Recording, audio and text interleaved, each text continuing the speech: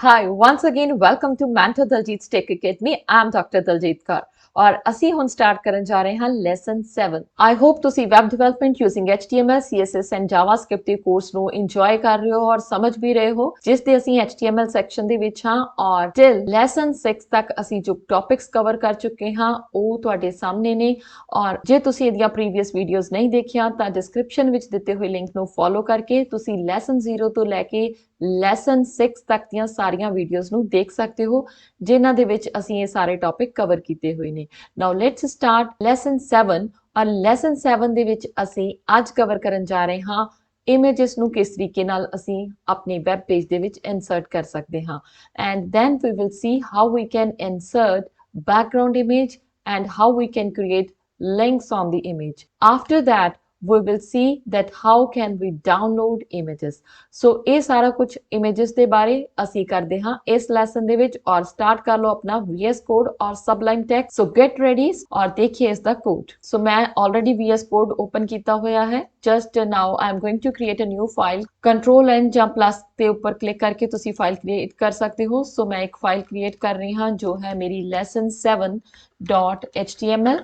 Yes you are right boilerplate ਲੈ ਕੇ ਆਣੀ ਹੈ ਔਰ ਸਭ ਨੂੰ ਪਤਾ ਹੈ ਕਿਸ ਤਰੀਕੇ ਨਾਲ ਕਰਨਾ ਹੈ ਔਰ ਮੈਨੂੰ ਪਤਾ ਹੈ ਕਿ ਤੁਹਾਨੂੰ ਹੁਣ ਤੱਕ ਨੈਕਸਟ ਸਟੈਪ ਵੀ ਪਤਾ ਲੱਗ ਗਿਆ ਹੈ ਕਿ ਲੈਸਨ 7 ਹੈ ਔਰ ਲੈਸਨ 7 ਦੇ ਵਿੱਚ ਅਸੀਂ ਅੱਜ ਕਰਨ ਜਾ ਰਹੇ ਹਾਂ ਇਮੇजेस ਇਸ ਲਈ ਇਸ ਦਾ ਟਾਈਟਲ ਵੀ ਇਮੇजेस ਰੱਖ ਲਿਆ ਹੁਣ ਅਸੀਂ ਸਟਾਰਟ ਕਰਨਾ ਹੈ ਇਮੇजेस ਨੂੰ ਇਨਸਰਟ ਕਰਨਾ ਇਮੇजेस ਨੂੰ ਇਨਸਰਟ ਕਰਨ ਦੇ ਲਈ ਸਭ ਤੋਂ ਪਹਿਲੇ ਤੇ ਸਾਨੂੰ ਉਹ ਇਮੇਜ ਚਾਹੀਦੀ ਹੈ ਜੋ ਅਸੀਂ ਇਨਸਰਟ ਕਰਨਾ ਚਾਹੁੰਦੇ ਹਾਂ ਸੋ ਇਮੇਜ ਇਨਸਰਟ ਕਰਨ ਲਈ let's go to google.com and download some image yes so मैं पेपा पिग कार्टून दी इमेज सर्च की है और मेरे को इमेज आ गई so I will download this image save image मैं इस इमेज ਨੂੰ ਹੀ ਸੇਵ ਕਰਨ ਜਾ ਰਹੀ ਹਾਂ ਉਸੇ ਹੀ ਫੋਲਡਰ ਦੇ ਵਿੱਚ ਜਿਸ ਜਗ੍ਹਾ ਦੇ ਉੱਪਰ ਮੇਰੀ HTML ਫਾਈਲ ਹੈ ਸੋ ਮੈਂ ਫਾਈਲ ਦਾ ਨਾਮ ਕੁਝ ਵੀ ਰੱਖ ਸਕਦੀ ਹਾਂ for example I am giving it Peppa and this is PNG image the type कुछ भी हो सकती है it can be GIF it can be JPG any type of image और मैं PNG image ਲਈ ਹੈ save this file but you should know the name of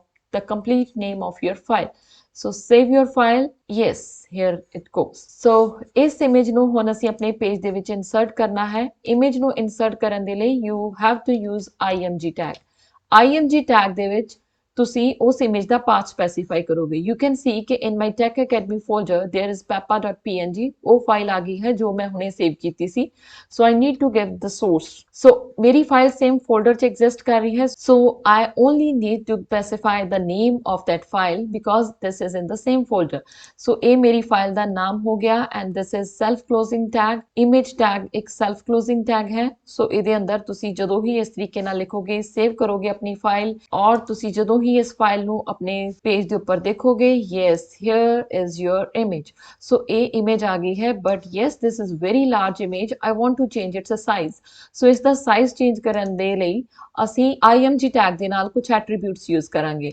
so one attribute is width so ਇਸ ਦੀ width ਚੇਂਜ ਕਰਦੇ ਹਾਂ ਔਰ width ਅਸੀਂ specify ਕਰਦੇ ਹਾਂ ਪਿਕਸਲ ਦੇ ਵਿੱਚ 300 ਪਿਕਸਲ width ਇਸ ਦੀ ਹਾਈਟ ਵੀ ਚੇਂਜ ਕਰ ਦਿੰਦੇ ਹਾਂ ਸਿਕਿਉਰ ਇਮੇਜ ਲੈ ਲੈਂਦੇ ਹਾਂ equal width and height and save now let's check the output yes here goes image so ਇਹ ਹੋ ਗਿਆ ਕਿ ਅਸੀਂ image tag ਨੂੰ ਕਿਸ ਤਰੀਕੇ ਨਾਲ ਯੂਜ਼ ਕਰਨਾ ਹੈ img ਦੇ ਅੰਦਰ ਜਾ ਕੇ ਤੁਸੀਂ src ਐਟਰੀਬਿਊਟ ਦੇ ਅੰਦਰ ਉਸ ਇਮੇਜ ਦੀ ਲੋਕੇਸ਼ਨ ਦੇ ਦੇਣੀ ਹੈ ਜੇ ਤੁਸੀਂ ਡਾਇਰੈਕਟਲੀ ਇਮੇਜ ਦੇ ਨਾਲ ਲਿੰਕ ਕਰਨਾ ਚਾਹੁੰਦੇ ਹੋ then you can copy the image address ਨੂੰ ਕਾਪੀ ਕਰਕੇ ਤੁਸੀਂ ਆਪਣੇ VS Code ਦੇ ਵਿੱਚ ਸਪੈਸੀਫਾਈ ਕਰ ਸਕਦੇ ਹੋ ਫॉर एग्जांपल मैं सेकंड टाइम ਤੇ again I am using img tag and in the src I am going to specify the location of the file from the web and after that I am going to specify its width and height.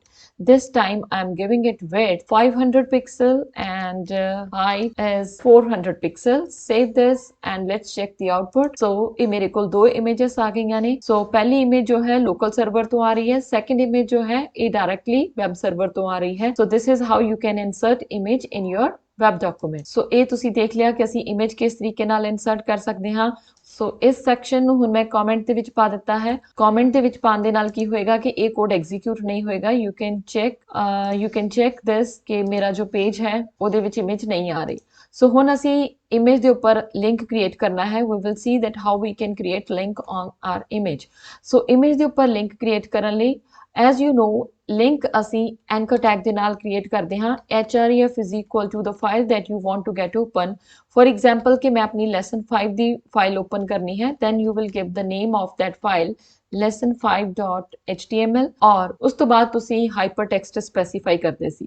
So for example you write here click here to open. So click here ਲਿਖਿਆ ਹੈ. So now let's check the output first. So a click here ਇਸ ਜਗ੍ਹਾ ਦੇ ਉੱਪਰ ਆ ਗਿਆ.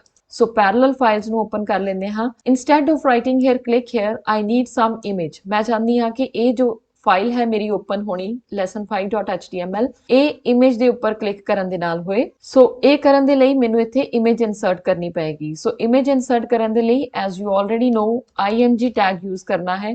img src is equal to where your image is. So my image is peppa.png and this is in the same folder. So I need to now change its width and height. इस image ਨੂੰ थोड़ा छोटा कर रही ਹਾਂ. width और height जो है वो 100 pixel ਦੇ ਉੱਪਰ ਕਰ ਦਿੱਤੀ ਹੈ. ਉਸ ਤੋਂ ਬਾਅਦ img tag close ਹੋ ਜਾਏਗਾ and then my anchor tag will get close. So ਅਸੀਂ hyperlink ਲਗਾ ਦਿੱਤਾ href is equal to ਜੋ lesson 5 ਦੇ ਉੱਪਰ ਸਾਨੂੰ ਲੈ ਕੇ ਜਾਏਗਾ. Then और ये link ਅਸੀਂ image ਦੇ ਉੱਪਰ ਲਗਾਇਆ ਹੈ. Instead of writing here text we have inserted some image and then close this anchor tag. So this is how you can create link on the image. Save करोगे image जो है already आ गई और ਜਦੋਂ ਹੀ ਤੁਸੀਂ ਕਰਸਰ ਇਮੇਜ ਦੇ ਉੱਪਰ ਲੈ ਕੇ ਜਾ ਰਹੇ ਹੋ now this is a link. Click here and you are redirected to lesson5.html. This is how you can create link on your images. So ਇਸ ਤਰੀਕੇ ਨਾਲ ਤੁਸੀਂ images ਦੇ ਉੱਪਰ ਲਿੰਕ ਕ੍ਰੀਏਟ ਕਰ ਸਕਦੇ ਹੋ. ਹੁਣ ਥੋੜਾ ਜਿਹਾ ਚੇਂਜ ਕਰਦੇ ਹਾਂ. ਨੈਕਸਟ ਲਿੰਕ ਅਸੀਂ ਜੋ ਇਨਸਰਟ ਕਰਨਾ ਹੈ ਉਹ ਅਸੀਂ ਡਾਊਨਲੋਡ ਕਰਨ ਦੇ ਲਈ ਇਨਸਰਟ ਕਰਨਾ ਹੈ. ਡਾਊਨਲੋਡ ਕਰਨ ਦੇ ਲਈ ਜੋ ਲਿੰਕ ਲਗਾਉਣਾ ਸੀ ਉਹ ਮੈਂ ਆਲਰੇਡੀ ਤੁਹਾਨੂੰ ਦੱਸ ਚੁੱਕੀ ਹਾਂ ਹਾਈਪਰਲਿੰਕ ਵਾਲੇ ਚੈਪਟਰ ਦੇ ਵਿੱਚ ਵੀ. ਨਾਓ href is equal to the file that you want to load. In this case I want to download my image.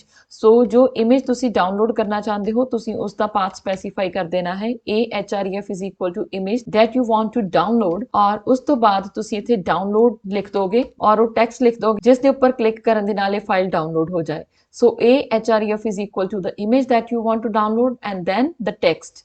ਉਸ ਤੋਂ ਬਾਅਦ anchor tag close ਹੋ ਰਿਹਾ ਹੈ. Now save your file and here is download button. Here is a download link. Click on this download और ਇਹ file open ਹੋ ਗਈ. So ਇਹਦੇ ਲਈ ਅਸੀਂ ਮਿਸ ਕਰ ਚੁੱਕੇ ਹਾਂ ਇੱਕ download attribute ਜੋ ਅਸੀਂ anchor tag ਦੇ ਵਿੱਚ specify ਕਰਨਾ ਸੀ. So save ਕਰੋ file ਨੂੰ and then recheck. Now click on this download link. Yes, this is working ਔਰ file ਸਾਡੀ ਜੋ ਹੈ folder ਦੇ ਵਿੱਚ download ਹੋ ਜਾਏਗੀ. ਤੁਸੀਂ ਇਸ folder ਨੂੰ open ਕਰਕੇ ਆਪਣੀ file ਨੂੰ check ਕਰ ਸਕਦੇ ਹੋ.